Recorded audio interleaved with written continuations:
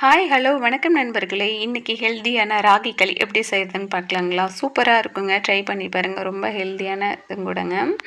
நான் ராகி களி செஞ்சு பழைய மீன் குழம்பு இருந்துச்சுங்க. அதோட வச்சு சாப்பிட்ட டேஸ்ட் ரொம்பவே நல்லா இருந்தது. வாங்க இப்போது ராகி களி எப்படி செய்கிறதுன்னு பார்க்கலாங்களா? இப்போ நான் தண்ணி ஊற்றுறேன் இல்லைங்க, அந்த பவுலில் 1 கப் ராகி மாவு எடுத்தேங்க. அதே பவுலில் 2 1/2 கப் தண்ணி ஊற்றிக்கலாம். 2 கப் போதும். எக்ஸ்ட்ரா கொஞ்சம் தண்ணி வச்சுக்கலாங்க. பத்தலைன்னா ஊற்றிக்கலாம். இப்போது தண்ணி கொதிச்சிட்ருக்க கேப்பில் 1 ஸ்பூன் ராகி மாவு எடுத்து இந்த மாதிரி தண்ணியில் கரைச்சி வச்சுக்கலாங்க. இப்போ தண்ணி நல்லா கொதித்து வந்துடுச்சு. நம்ம கரைச்சி வச்ச ராகி மாவை ஊற்றிட்டு அதுக்கப்புறம் மீதி இருக்கிற மாவை அப்படியே கொட்டிடலாங்க. கொட்டிட்டு கிளற வேணாம். தேவையான அளவு உப்பு சேர்த்துட்டு ஒரு 3 நிமிஷம் விட்டுறலாங்க, வேகட்டும். நல்லா இந்த மாதிரி கொதித்து வரும்போது நம்ம ஏதாவது இந்த மாதிரி கட்டை இருந்துச்சுன்னா வச்சு கிளறலாம். இல்லைன்னா பருப்பு மெத்தை இருக்குது இல்லைங்க, அதோட அடிப்பகுதியை வச்சு இந்த மாதிரி கைவிடாமல் கிளறிட்டே இருக்கலாங்க. நம்ம எடுத்து வச்ச 1 கப் தண்ணியில் பத்தலைன்னா இந்த மாதிரி கொஞ்சம் கொஞ்சமாக ஊற்றி கிளறிட்டே இருக்கணுங்க. கைவிடாமல் கிளறணும். இப்போ பாருங்கள், நல்லா ஒன்று சேர்ந்து வந்துடுச்சு.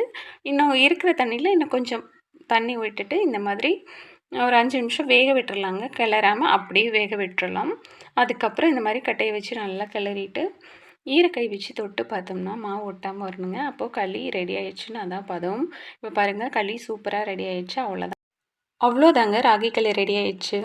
இப்போது ராகி களி சூடாக இருக்கும்போதே இந்த மாதிரி ஒரு கிண்ணத்தில் போட்டு 2 சுற்று சுற்றினோம்னா ராகி உருண்டை ரெடி ஆயிருங்க. நம்ம கை வச்செல்லாம் பிடிக்கணும்னு அவசியம் இல்லை. இந்த மாதிரி 2 சுற்று சுற்றினா ராகி உருண்டை ரெடி ஆகி வந்துடும். நான் இந்த கப்பில் 1 கப் மாவு சேர்த்தனுங்கள 3 உருண்டை கிடச்சிது. இப்போது சூப்பரான ராகி உருண்டை ரெடி ஆயிடுச்சுங்க. இந்த உருண்டையில் தண்ணி ஊற்றி வச்சு புளிக்க வச்சு மோர் ஊற்றி கரைச்சி குடித்தா வெயிலுக்கு சூப்பராக இருக்கும். ட்ரை பண்ணி பார்த்துட்டு எப்படி இருக்குன்னு சொல்லுங்கள்.